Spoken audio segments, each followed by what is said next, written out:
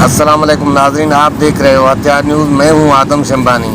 شکارپور کے town committee لکھی غلام شاہ کے ملازمین نے تنخواہوں کی کٹوتی کے خلاف سکھر نیشنل پریس کلب کے باہر احتجاجی مظاہرہ کیا۔ نعرے بازی کی۔ مظاہرین میں شریک ملازمین آصف علی نوناری، منصور بلوچ، رمضان سومرو دیگر نے کہا ہے کہ ٹی ایم او انتظامیہ دسمبر سے 2021 سے ملازمین کے بلا جواز تنخواہوں سے کٹوتی کر رہے ہیں۔ ماہانہ 12,000 روپے کاٹے جا رہے ہیں۔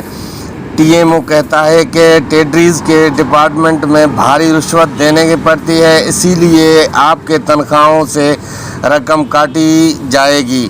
انہوں نے وزیر اعلیٰ سندھ، بلدیات، دیگر حکام سے مطالبہ کیا ہے اس اہم مسئلے پر توجہ دیں اور ملازمین کے ساتھ ہونے والے زیادتیوں کا ازالہ کریں۔ ہم پورا مہینہ ایمانداری سے ڈیوٹی کرتے ہیں، ہمیں